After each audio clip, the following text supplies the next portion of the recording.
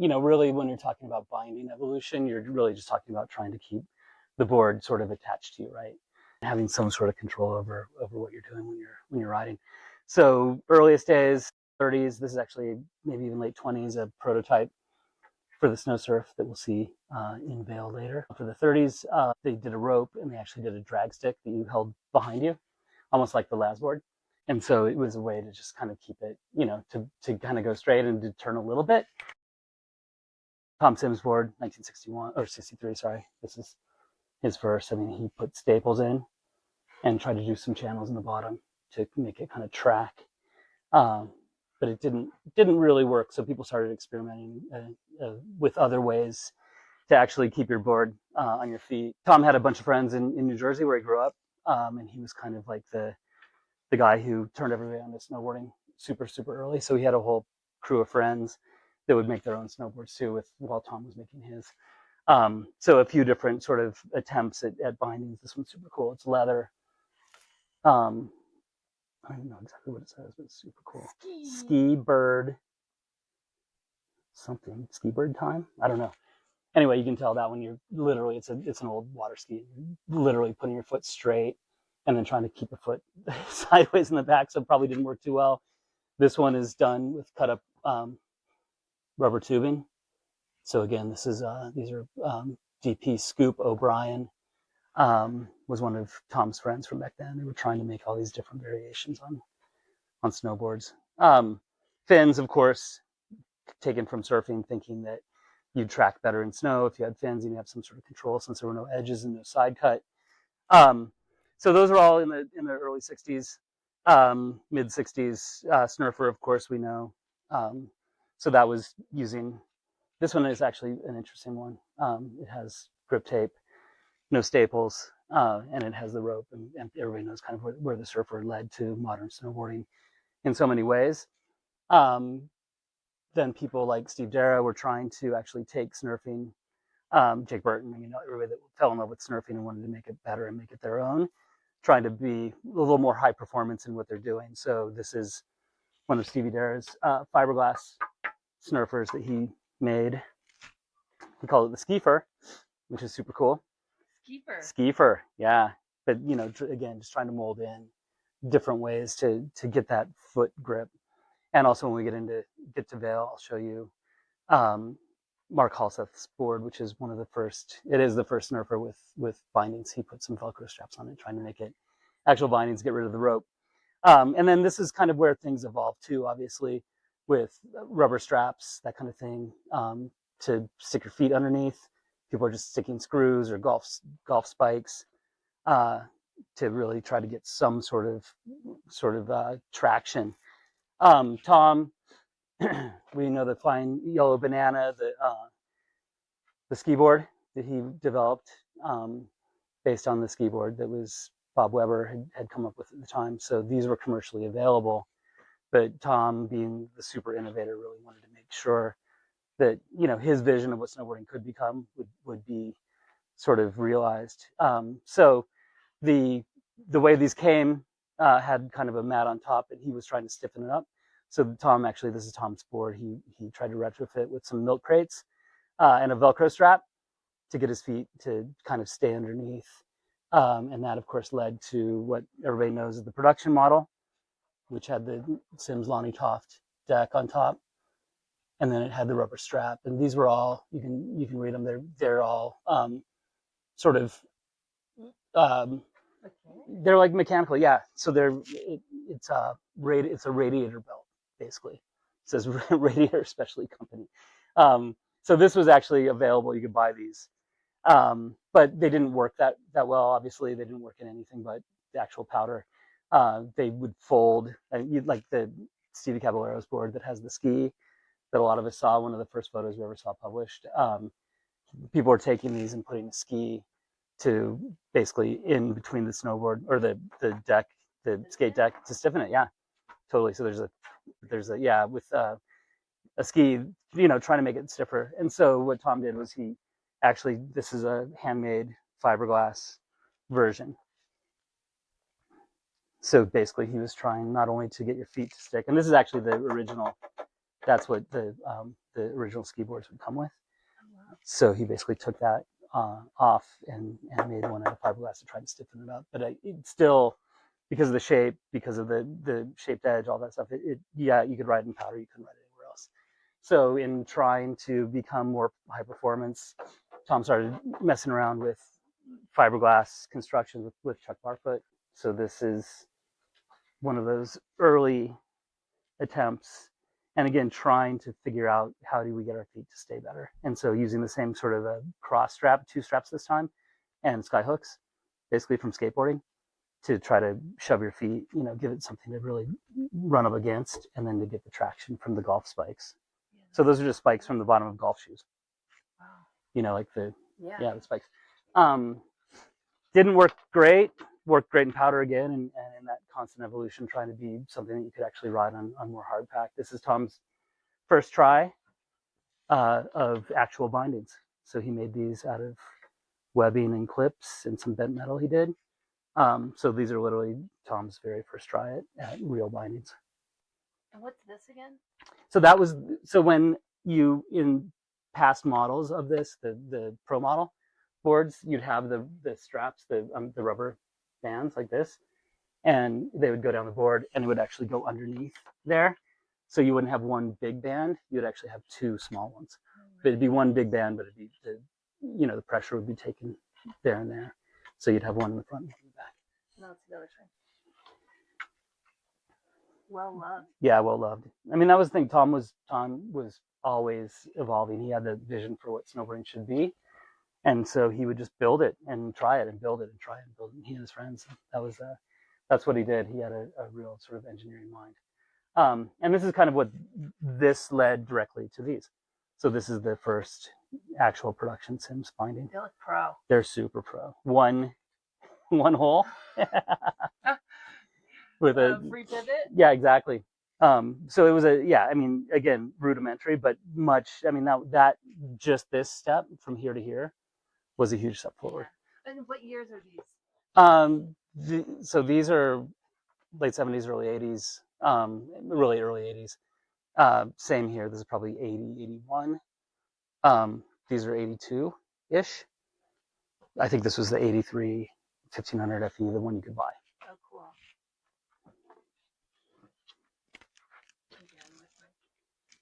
Fins. Yeah. You drill it all the way through. Yeah. No matter what, right? Well, on these probably were drilled. They probably pulled out. Okay. Either that or he was trying to, yeah.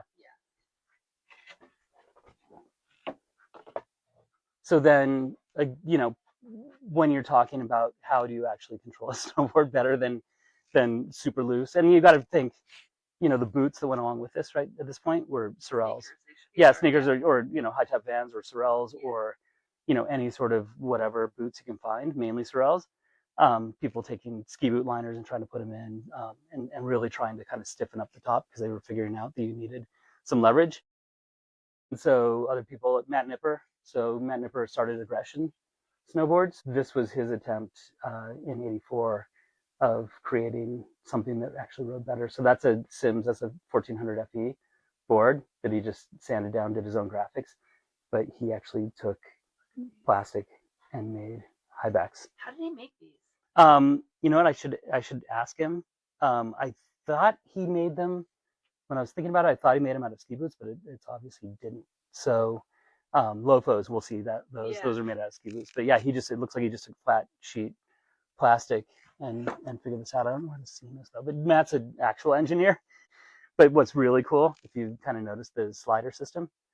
So I don't know if there's anything earlier from a slider perspective, but again, he's so innovative and he's always thinking about what's next. So he actually made a snowboard that rode significantly better. And we all know, the sort of evolution of Burton bindings. They started very rudimentary with a kind of a water ski sort of binding in front and a strap that you put your foot under in the back. That they have a patent for. That they have a patent for. Later versions, of course, they had a heel strap that went around. And you'd get 2 of those. This one I think is actually mounted backwards. Yeah, somebody didn't mount it right. But anyway, well, I'm not going to change it because it's how it was donated to the museum. No, exactly. So again, fins, all that. That was sort of the way people were doing it. Then there was a step between this, which I think you guys showed on the podcast. Yeah. Step between here and here, there were the lower two-piece red bindings, most of which have completely disintegrated. The plastic is just worn out and they just fall off the wall. I still have a pair on an old board that I have, but this was their attempt to, after the sort of water jug sort of riveting them on to the high back. This was actually the production piece, which was super crazy. And this is Andy Coughlin's board. Obviously, what is this? This is for speed. Speed, man. Downhill speed. So there's some pretty iconic photos of Andy on this board. And this is part of Chris Pappas's collection. Yeah. Fin removed. Fin, oh no, it's sanded? Modified to be the smallest fin you possibly could ever have, I think. There was so much going on. Like if you look at the old performers and those kinds of things, they came with 3 fins, and like the pro move back then was leave the middle fin and take the back fins and move them up a hole. You'd take the front hole and move the back hole to the front and drill 2 new holes. So people were doing everything they could to try to make these things work better, especially on hardpack, because we were just starting to get to ride at ski areas, and so you literally needed every advantage you could get, and those boards on hardpack literally didn't work. So this is a Swift. This is Never Summer before Never Summer. This is one of the very first Swift boards, and so that same sort of approach was taken, from everything was about influence and everything was about generations and progression and what had come before, and so Burton and some of the other brands were doing this kind of a thing at the time. Well, not so there were only a couple other brands, but Burton was doing it, and so Tim and Tracy Canaday, when they started Swift before Never Summer, this was their basically attempt to improve on what was sort of available in the marketplace at the time. Mike Olson. So this is a DP gravity harness, Delbert Pumpernickel Pro model. It's pretty cool, gravity harness snowboard. So this is, what they were trying to do. And again, all this stuff was happening so independently because Burton was in the East, Sims was in the West, Winterstick was in Utah, Tim and Tracy were in Colorado, Nipper was in Colorado, and Mike and Pete were in the Northwest. So everybody was working on these things kind of independently, and that's how some of these things all sort of happened at the same time, but totally independently. And then everybody would come together somewhere like Breckenridge, like in '86, and that's those contests or the earlier Worlds, that Tom did, or the first Opens, that people would come and see what everybody else is doing because there was no internet, there was no way to see what was happening, and everyone would keep their best, like I'm sure Andy Coughlin's super low profile fin, I'm sure, he showed up to win, and then the next year probably the fins were lower profile because people saw that and they'd go back and really refine. So it's like a symposium. Totally, and everybody's just like, "What's going on?" It was, and it's what Russell was talking about having duct tape on his horseshoes, so nobody could see what it was to keep the secret. No, exactly, and that evolved. This is probably the first GNU. Yeah, they're fins. I mean, that's trying to create, and you can see the side cut. Like that was kind of one of their big things they brought to market first, was like a real, engineered side cuts, but still trying to make best board in the world even now, 1982, with some sort of crazy like chiseled out peace sign with like filled with glue or something, who even knows. But yeah, so people are using different configurations of fins in lieu of edges to try to make it again work on. Sort of interesting that they decided to go with fins when skis already had edges, and they weren't like, we should just do edges. Yeah, because people didn't know how, and most of these boards are horizontal laminate, like a skateboard, and so you couldn't put edges in the way you do it now. You actually had to go back out. You had to router out the edge. You had to set the edges in. You had to screw them or epoxy them and cover them. It was really a kind of a hard situation. Actually, I think that Flight has. This is how you had to do it. Yeah. So see the screws. So basically, yeah. I mean, you had to make the board because this is, again, it's horizontal laminate. So horizontal like this. You can see the side there. It's just like a skateboard, like plywood. And so basically, you had to go in and then you had to cut. You had to make the board, shape it, do everything, and then the last thing you did was put the edge in. Where modern boards, that's not the last thing you do. It's all put it in the layup, you know. So that is That's how we you went had to with do it. Skegs versus or fins Yeah, versus edges because it yeah, was and also it's not like I don't even know where they found these. You know, I don't even know what this was. It's just like a piece of like metal that they drilled holes in both ways to try You to get get it to one stick. And tune so on yeah, it. no, yeah, exactly. you get factory tuned. Factory That's it. tune. Yeah, there you go. So you know, again, it's everything is just trial and error, and you know, trying again to do something different. And this, you know, this is probably 83, I'm guessing. Um, and so again, just trying, how do you make bindings? How do you make something work? And how do you put it in conjunction with side cut? These, you know, finally are starting to have edges. You got some nice little, you know, speed grooves. But things would jump really quick, and everybody kind of had to get on board. The first production channel, so where Nipper kind of created one early. This is the first one you could actually buy. So Ernie DeLost, Snowtech. So again, you know, a lot of people claim they did things first. You can just look at the timeline, and nobody has to claim anything. I mean, it all exists. You just have to find it, and that's the thing. Know it's out there. Or know it's out there, exactly. So Ernie was so far ahead with Snowtech and all the work he did with Chuck Barfoot in all the early, well, in most of the Barfoot. There were a lot of things people were bringing from kind of the ski side of things. You talked about Earl Miller and the Miller releasables. This is the Kurt Hill releasable binding. His legacy lives pretty large. He was doing his own hill snowboards out of Boulder, and then he became big at Agression, at the Agression factory back in the day, building all the Agression boards. So this was his attempt at a releasable binding. Did you step on this? This is how you got in and out, and then there was a tension piece here, and so if you crash hard enough, you just pop out, and then that is how you kind of release it when you wanted to be able to get in and out if you needed to, or to get it back in once it popped out. And you're like really high off. You're really high off. But yeah, I mean, he built this thing. It's really crazy. I mean, it's fully shaped. What year is this? Fiberglass, early 80s. So step-ins, yeah. So we all know the clicker. Of course, people still live and breathe clickers. So clicker was big. Switch was kind of that was Jeff Sand and Tony Guerrero who did this. And so the switch system was basically everything was in the boot. There's a little later boot that Northwave made.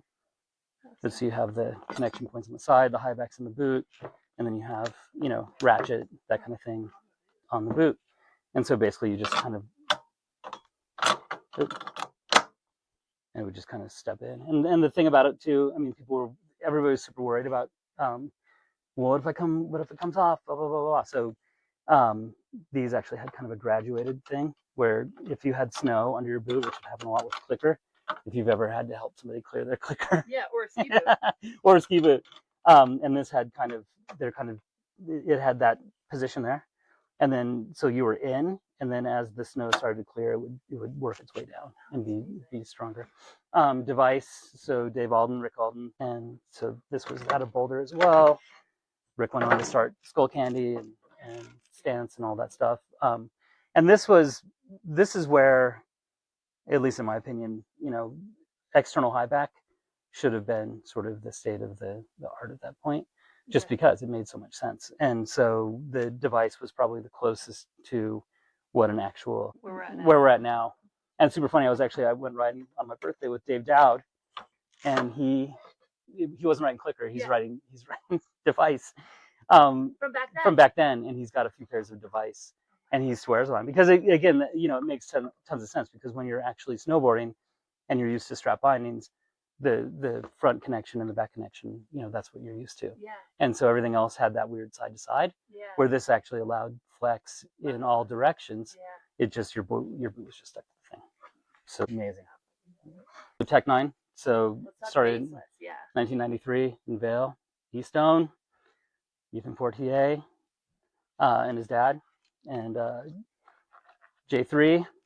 So they started this, and early riders, Tarquin Robbins, you know, a whole bunch of people were on these, and this was part of that sort of new school, that next stage of new school when things moved out of Summit County and kind of up the valley into Vail. That's where all this started coming from. So all of the Technines started out as baseless in the start. This is one of their old like salesman sample pieces, which is super sick. And then other variants came along, obviously, horseshoe. So ride, horseshoe, and this one was interesting because it had just 2 points of connection. Yeah. And then you could get kind of infinite stance variations off of it. And this is the whole pattern for the horseshoe, for everything. For the horseshoe. So interesting. Yeah. So you could get all the stances you wanted, basically. With a leash. With a leash. Leash Oh yeah, lock. we didn't talk about leashes Leash so lock. much. Leash lock, that kind of new school revolution, all that. And that's where it wasn't just in how you connected, it was your boots, it was the boards themselves. And that's, we were talking about T-bolting to try to get wider stances. Most of the stock stances were so narrow and so limited.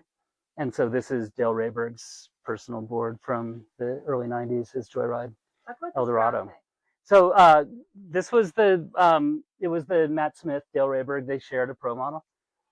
So Flower Pot, which was kind of one of Joyride's things at the time. And then the base is just this super classic Eldorado, but again, T-bolted because the stock stances. And actually these had mounting plates, but the problem was the mounting plates were pretty narrow. And you can see. Is this the line for the mounting plate? Yeah, that's your stance, and there's mounting plates inside. Like aluminum plates, and if you wanted to get outside of those stance widths, your only choice was to drill all the way through. And so that same season, those kinds of seasons, this one's a little earlier, but the stuff we were talking about earlier with Agression and Tarquin in particular, Tarquin Robbins, boards were getting longer and longer and longer. So there was a TR70. This was my daily driver for 2 years.